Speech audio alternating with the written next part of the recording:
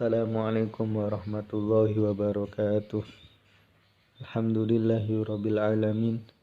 Pada hari ini kita akan belajar tentang sejarah kebudayaan Islam mengenai kisah keteladanan Nabi Muhammad SAW.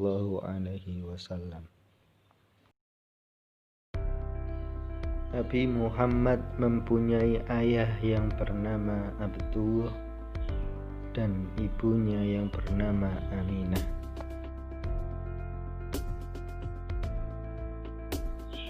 Saat lahir, Nabi Muhammad memiliki kejadian yang istimewa, yang luar biasa. Dan saat Nabi Muhammad lahir, dinamakan dengan tahun gajah, karena terdapat peristiwa mana kota Mekkah akan diserang oleh pasukan orang yang membenci Mekkah.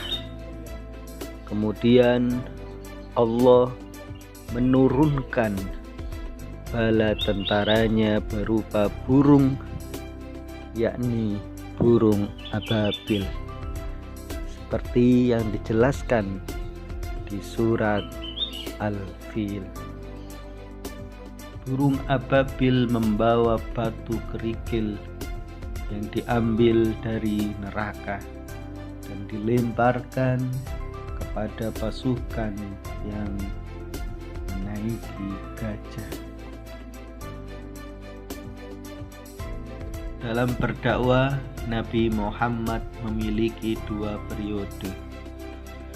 Satu, periode Makkah yang berjalan selama 13 tahun.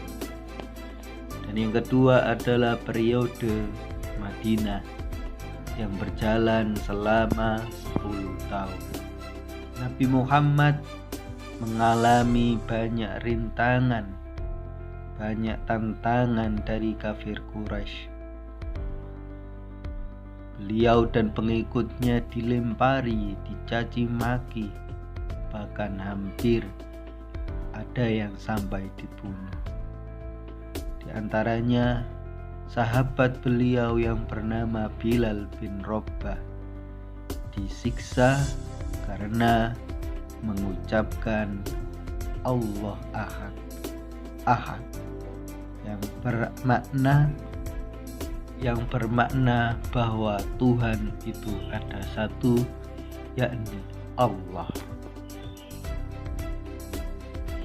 Dalam berdakwah, Nabi Muhammad memiliki cara yang bertahap-tahap sesuai dengan kondisi umat muslim pada saat itu. Yang pertama adalah dakwah secara sembunyi-sembunyi. Dalam dakwah ini, Nabi Muhammad menyampaikan ajaran Islam secara diam-diam, karena pada saat itu Nabi Muhammad masih memiliki pengikut yang sedikit. Namun ada beberapa sahabat dengan cara ini mengikuti ajaran Nabi Muhammad. Di antaranya Siti Khadijah, istri Rasulullah, Ali bin Abi Thalib, keponakan Rasulullah, Zaid bin Harisah, budak Rasulullah yang dimerdekakan dan menjadi anak angkat, Abu Bakar As-Siddiq, sahabat Rasulullah dan mertua Rasulullah, Utsman bin Affan, menantu Rasulullah, Zubair bin Awam, Sa'ad bin Abi Waqqas, Thalhah bin Ubaidillah, dan sahabat Rasulullah yang mengalami penderitaan yang pedih, yakni Bilal bin Rabah. Yang kedua adalah beliau berdakwah secara semi terbuka. Setelah memperoleh beberapa pengikut, sehingga Nabi Muhammad mengubah cara berdakwahnya. Sasaran dakwah ini adalah keluarganya, keluarga Bani Hasyim dan seluruh penduduk Mekah. Setelah kafir Quraisy mengetahui bahwasanya Nabi Muhammad membawa sebuah ajaran yang berbeda, ada beberapa yang mengikuti ajaran Nabi Muhammad, tapi juga terdapat banyak yang menentang dan melawan Nabi Muhammad dan pengikutnya. Keluarga Nabi Muhammad Bani Hasyim diboikot oleh kafir Quraisy, didudukkan dengan Nabi Muhammad.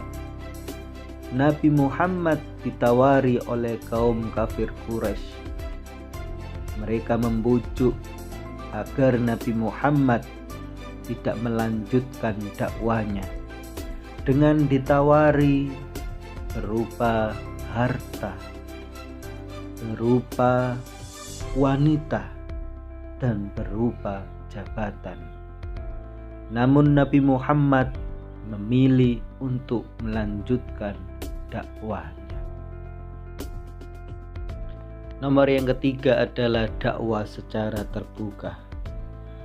Setelah pengikut Nabi Muhammad semakin banyak, Nabi Muhammad mendakwahkan Islam secara terbuka. Sasaran dakwah ini adalah tidak hanya keluarga Bani Hasyim dan penduduk kaum kafir Quraisy yang ada di Mekah. Namun pada saat itu kota Mekah merupakan kota yang sering didatangi oleh peziarah. Pada saat itu peziarah yang datang dari kota Yatsrib tertarik dengan ajaran yang disampaikan oleh Nabi Muhammad, sehingga orang Yatsrib menawarkan kepada Nabi Muhammad untuk mendakwakan ajarannya di kotanya, yakni Yatsrib. Yatsrib merupakan kota yang sekarang bernama Madinah. Setelah mendapatkan perlawanan dan pertentangan dari kafir Quraisy yang ada di Mekah, Nabi Muhammad dan para pengikutnya memutuskan untuk berpindah ke kota Yatsrib atau Madinah. Sehingga pengikut Nabi Muhammad yang mengikuti ke kota Yatsrib atau Madinah dinamakan muhajirin atau orang-orang yang berhijrah. Di kota Yatsrib dan Madinah, Nabi Muhammad mendakwakan, mengajarkan Islam dengan baik, sehingga banyak penduduk Yatsrib mengikuti ajaran Nabi Muhammad. Demikianlah gambaran keteladanan Rasulullah dalam menyampaikan ajaran Islam. Dalam kondisi apapun, Rasulullah tidak pernah berputus asa untuk selalu berdakwah kepada masyarakat. Meskipun banyak halangan dan rintangan, namun Rasulullah tetap semangat untuk menyampaikan ajaran Islam. Oleh karena itu, kita sebagai umat Nabi Muhammad, marilah kita meniru sifat-sifat beliau, dan marilah kita memuliakan Nabi Muhammad dengan memperbanyak membaca sholawat kepada Nabi Muhammad, agar kita mendapatkan syafaat Nabi Muhammad sallallahu alaihi wasallam. Ihdinas shiratal mustaqim. Assalamualaikum warahmatullahi wabarakatuh.